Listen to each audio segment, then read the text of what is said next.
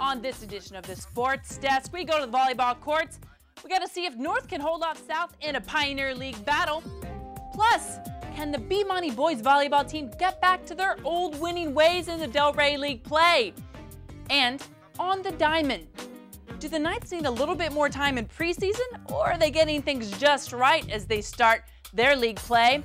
And the Weston Torrance baseball clubs meet up for a bullpen showdown. Who's best in town this season? Who knows, but I know it's time to get fired up.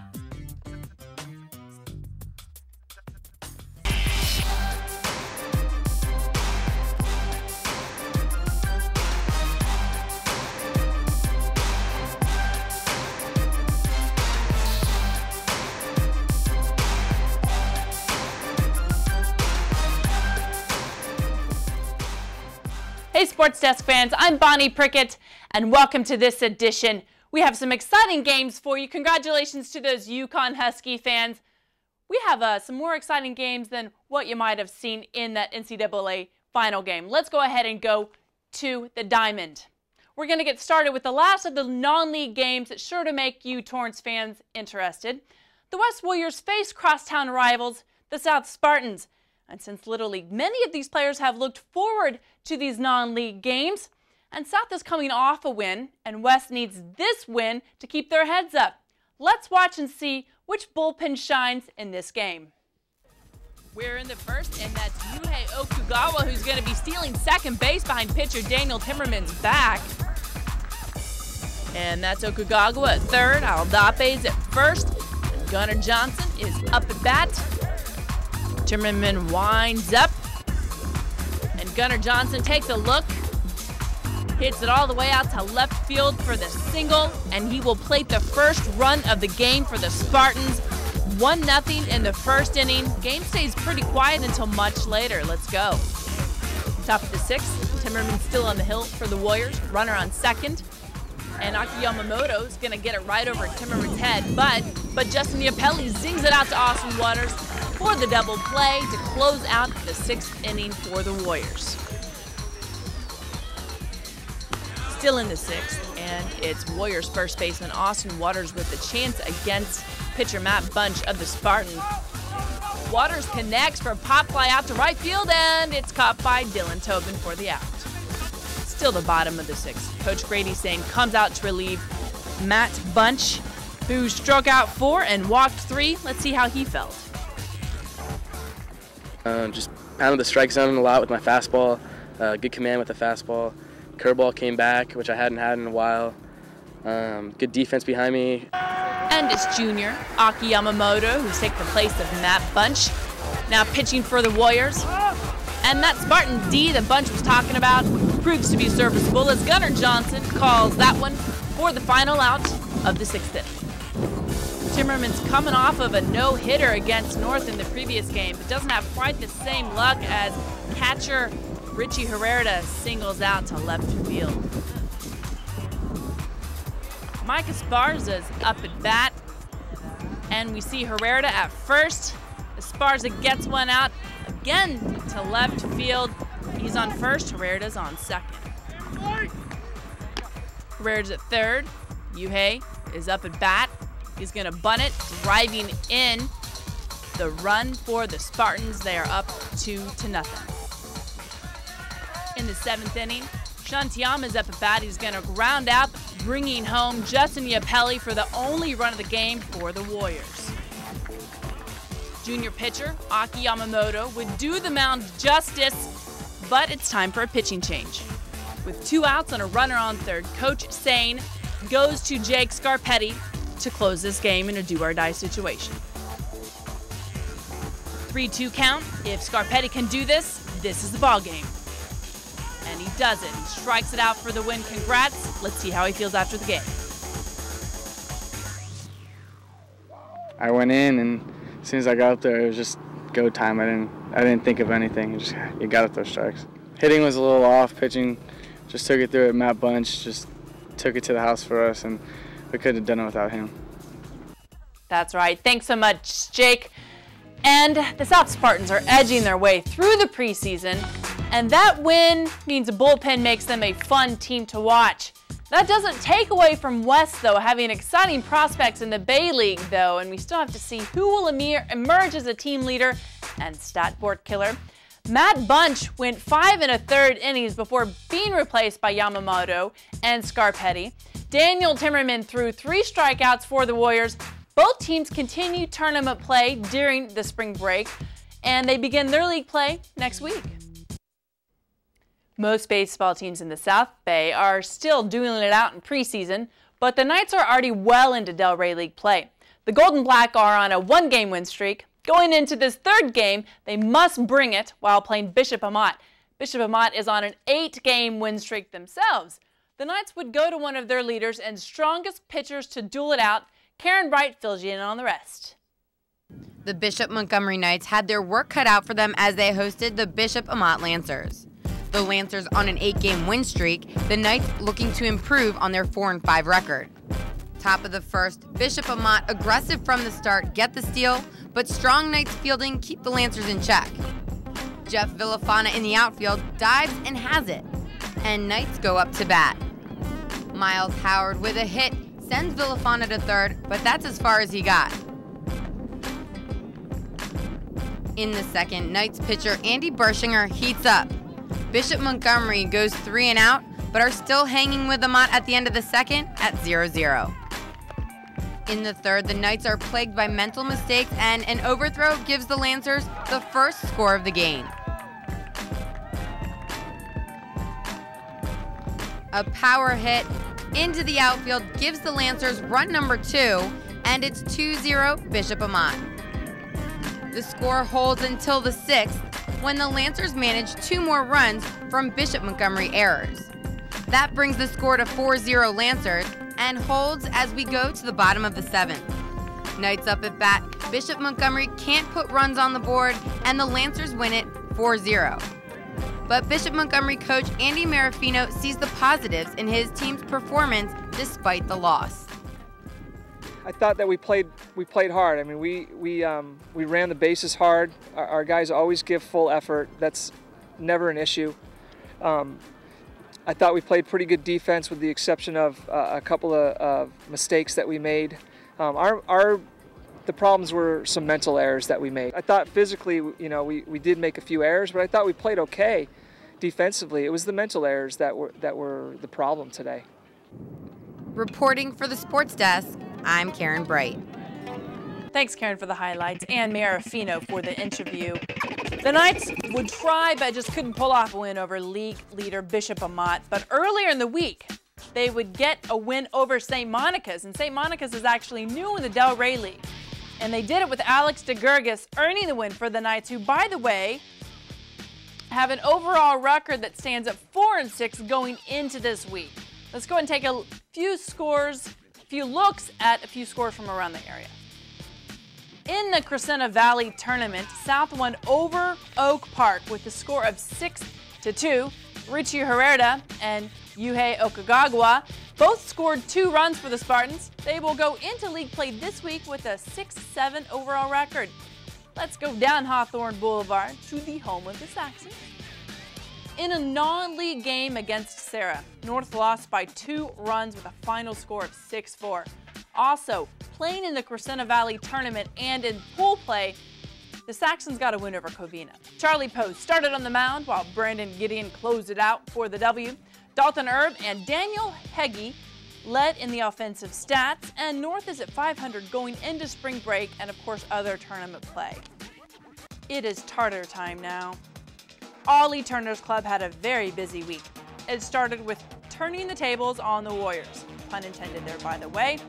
Anyway, Ralph Ramirez saw a heck of a game, almost throwing a no-hitter, and is now at 3-1 on the season. Torrance started Pioneer League play a little bit early, and they really had 2 blowouts over poor Centennial, who never really did stand a chance. The real competition for the Tartars comes in a few of the preseason tournaments like the OC Nissan Classic, the defending CIF Southern Section Division II champions, Ocean View. They gave the Tartars a bit of their own medicine, winning 5-1. They will play in the consolation round this spring break. Of course, we'll have those scores for you. Let's go ahead and move over to the ladies of the diamond, your prep softball scores. The Lady Tartars had a rough start this season. Even with Haley Petrocelli's great at-bats and homer, Torrance still lost Redondo, losing by 3 runs. And it was anyone's guess at who would win the doubleheader. Torrance versus West. In game 1, things were pretty hot for both teams. Kelsey Sakamoto of West hit a homer in the first game, but it was Lady Tartar Sarah Helms, 2 homers that helped capture the win in game 1. One was to tie the game, one was to win it. And Rainer Trejo of Torrance struck out 6 to move along the W as well. In the second of 2, lefty Christina Washington, a 2-hitter, striking out 6 in the 4-0 showing. She's only a sophomore. Good things to come for her. The Tartars' overall record is 4-6 at the start of the spring break. Let's now talk about Spartan softball.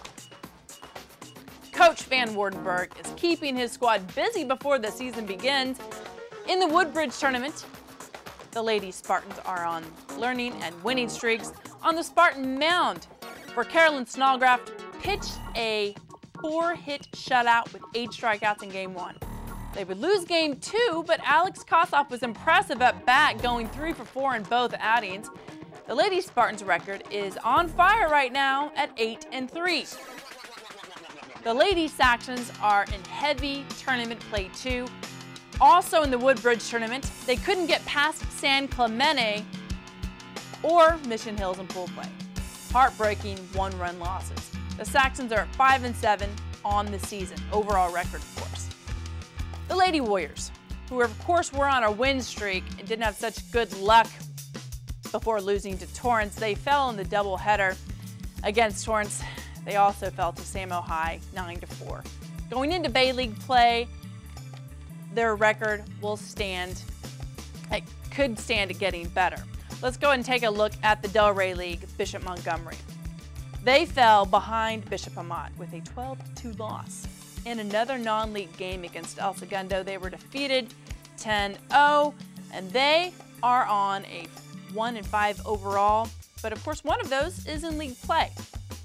Coming up after the break, the boys volleyball teams are just getting started. South meets North on the volleyball courts as they vie for Pioneer League supremacy. Stay tuned. I've changed apartments several times. My roommates have always been trouble. Now, because of the economy, I've had to move back home. When my mom gets drunk, she tells me everything I do is going to fail. I get into arguments with her about her drinking. Dad goes to Al-Anon family groups. I didn't think Al-Anon would work for me, but every time I go, I feel better. If someone's drinking bothers you, you might find help in an Al-Anon family group meeting right here in our community. I found support there. You can too. Call 1-888-4-AL-ANON or visit alanonfamilygroups.org. When I grow up, I want to be a psychologist or a therapist. I want to be a pediatrician. I was hoping to become a chef someday. I want to study law. I don't want to become a lawyer. I want to become a CIA agent. Young people, I think, do need a mentor because, we don't know everything. And, all the people, they've experienced stuff that we haven't. I would like to be a baseball player. As long as there's somebody behind you, pushing you and supporting you, then you feel that you always have the strength to keep going. Each of our children has hopes and dreams for their future. Help them get there. Become a mentor. Sometimes I want more information about what's in a video game. Now there's a new way to get rating information along with in-depth rating summaries. Players shoot lasers from an arm cannon and limbs fly off. Check the rating and use rating summaries anytime and anywhere. And best of all, they're free. Formula One Racing. For more information about the ratings and rating summaries, go to esrb.org/mobile.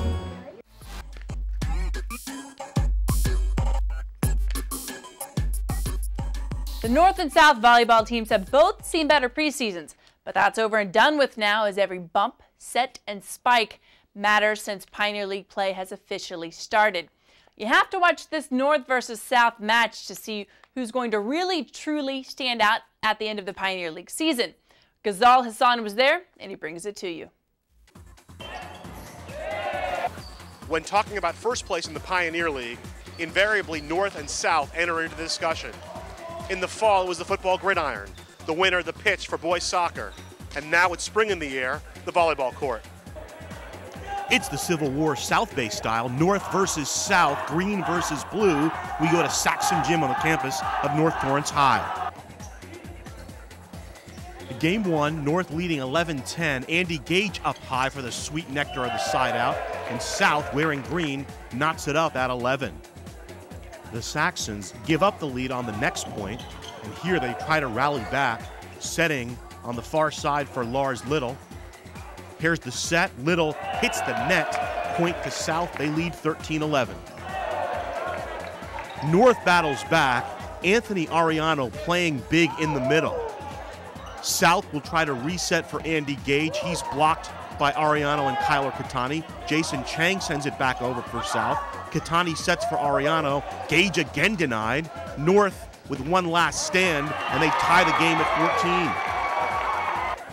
14. Jason Chang setting for Gage far side. Lars Little and Craig Stock there for North.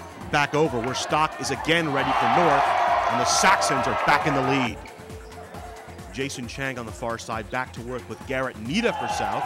Spartans put that one away. Saxon's side, Christian Hedlund tries the other side for North, and he is denied. Spartans back in the lead. End of game 1, Garrett Nita heats up for South. Jason Chang will set to him for game point. Afterwards, we'll hear from South coach Kevin McElhaney. Making a play, making the right play, being a smart volleyball player. Knowing what the game situation is, and so that's what we talk about. Just make sure that their heads are in it, and these guys we're athletic, and they have the ability to focus, and their volleyball IQ is getting higher, and I think that's what really kind of pulls us out. North ran out to a 7-2 lead in game 2, and South came back behind that combo of Garrett Nita and Jason Chang. They put up 3 5-0 runs, end up winning game 2, 25-13. After the game, we spoke with Garrett Nita about the comeback. Keep our heads down. We try to keep our body language up and have energy. So we do our best. We did our best to come back. Serving did well, and we got kills. And I was lucky to have some. The first game we were very quiet. I think we were nervous and we picked up the energy in game 2 and game 3, and yeah, that's how we carried the momentum in game 3 from game 2. Yeah. South carried the momentum in game 3 out to a 7-3 lead and never really looked back. They had a run that put them up 13-5, and no matter how hard the Saxons tried, it was the Spartans that always seemed to have an answer. That's match point as the Spartans win game 3, 25-14. Not the best chapter in this rivalry for Coach Jonathan Kanashiro's team. There is a big rivalry when we started game 1, and it's always been like that. So round 1 goes to the Spartans of South with a straight set victory over the Saxons of North here at the North Torrance Gym. These teams met last year in the CIF semifinal and will meet again before the end of the Pioneer League season. Reporting for the Sports Desk, Ghazal Hassan. Thanks, Ghazal. The final score of game 1 was a close one at 25-23, and the Saxons would never get back that intensity, losing games 2 and 3 by double digits. League play continues after spring break, but coming up after this short break, we see more action from the court. The B-Money Boys volleyball team is lacking in the preseason. Can they pull off a win? Stick around. Will I always be working weekends just to stay out of debt? Is a great college for our kids? Out of the question? Is the American dream out of our reach? Not if we can help it. We're the National Endowment for Financial Education, a non-profit organization dedicated to helping people just like you get smart about their money. Log on to smartaboutmoney.org today and start taking control of your financial life. If I ride, I will know the way the trees smell after the rain. I will grow a heart so strong that hospitals will take Tuesdays off. If I ride uphill, I will eventually get to ride downhill. That's how it works. If I ride, my breath will fill the air instead of smoke and car exhaust. If I ride, road rage will turn into laughter. And I won't be a boy or a girl. I will just be a rider. If I ride, I will be strong.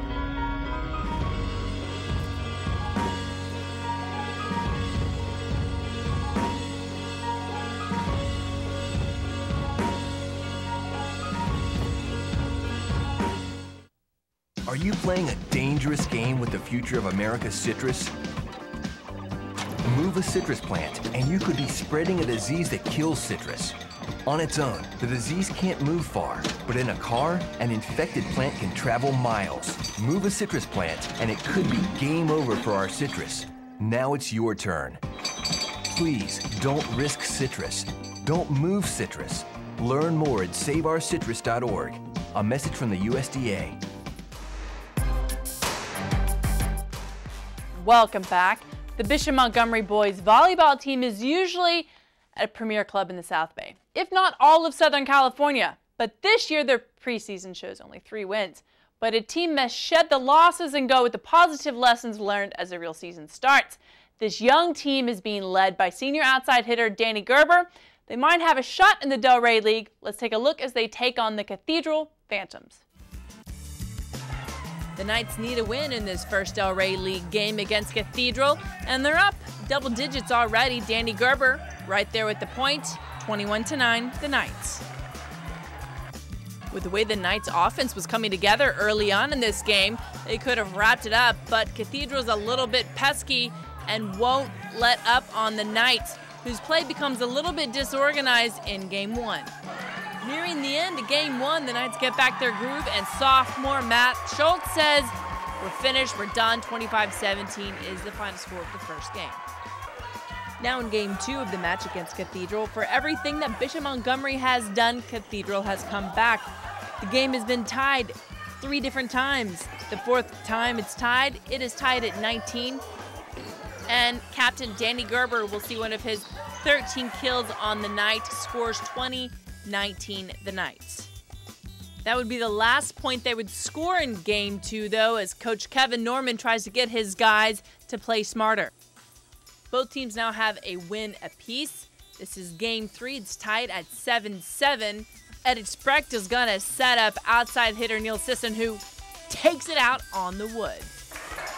Still in game 3, and the Knights are down double digits. This is one of the longest volleys of the whole game, so the Knights are still in it. Changed possession 10 times, and right here Matthew Schultz will get the point, but the Knights will still lose game 3. In game 4, the Knights get momentum early, going on a 4-0 run. Can they keep it steady, though? But just as Cathedral thinks they have a shot at coming back and winning this game, well, the Bishop Montgomery Knights get it together, and they're led by Captain Danny Gerber, and they pull off this win to go to deciding game 5, 25-21. Game 5, the Knights are down by 2 points. Needed a timeout to regroup, and hopefully Coach Norman has gotten in the guys' heads just the right plan. And that plan must have been to not let anything on the ground, and of course, set up your team leader, Danny Gerber, for the kill. The Knights battle back and are 1 point away from winning this game, and they do all they can to keep it in. They give it back over to the Phantoms. The Phantoms say, "We're not done yet," but the Knights are finished with this kill over the net. Cathedral just can't return it. Congrats to the Knights as they win 3-2 over Cathedral. So the Knights win the first game in the Delray League. Congrats. And that, of course, is a big deal because it counts for the postseason. To recap the scores again, see the first game won for the Knights at 25-17, and the second and third games they lost.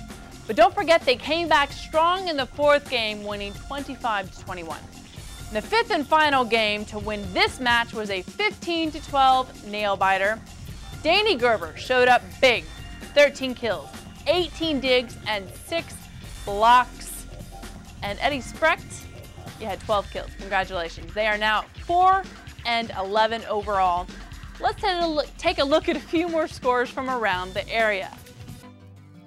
And North won another Pioneer League matchup over Centennial. Poor Apaches never really had a chance, losing 25-3, 25-2, and the third game 25-7. Most exciting game, though, was a really good matchup between South and Torrance. South beat Torrance 3-1, and West was swept in the Bay League by a tough Redondo team. That's all of the volleyball scores that we have for you this week. We'll be bringing you track and field in the coming weeks, and of course, a few little leagues. So make sure to look out for us. If you see us come out and ask to be on camera, we would love to interview. If there's something else you would like us to show you here on the show, please let us know, and here's how. Go and take a look at the information that you'll see on your screen. Give us a call at 310-618-5762. You can email us at thesportsdesk@torranceca.gov. Don't forget to let us know if you have signed anywhere and you're going to play somewhere on scholarship. We would love to know. And you can view all of our shows from years past online at torranceca.gov. That's all the time we have for you this week. Thanks so much for joining us on this edition of the Sports Desk. Until next time, play hard.